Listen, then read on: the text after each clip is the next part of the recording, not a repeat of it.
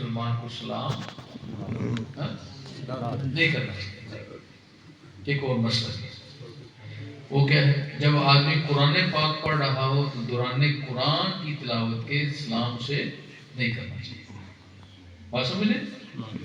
Number 3، اگر کوئی آدمی سویا ہوا ہے اسے بھی سلام، کیونکہ وہ سلام کا جواب دینے کی صلاحیت نہیں.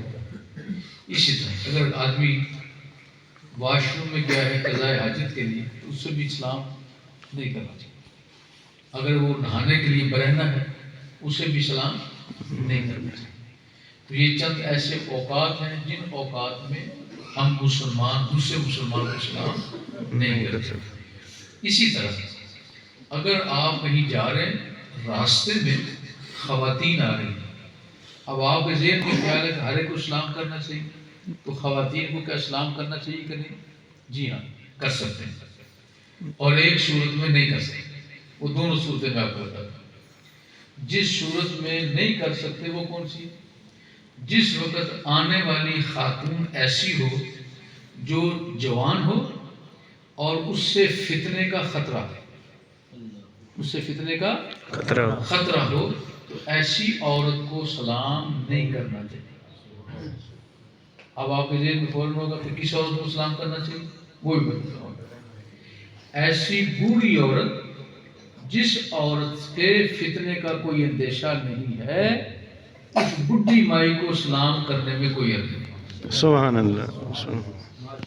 اگر وہ غیر فارغ بھی ہے تو آپ اسے کیا کر سکتے ہیں؟ سلام کر سکتے ہیں. جو عمر کے اعتبار سے عمر رسیدہ ہو، برگزیدہ ہو، بڑی عمر کی عورت ہو، اس کو اگر آپ جوان بچہ بھی سلام کرنا چاہے تو اسے سلام کر سکتے ہیں.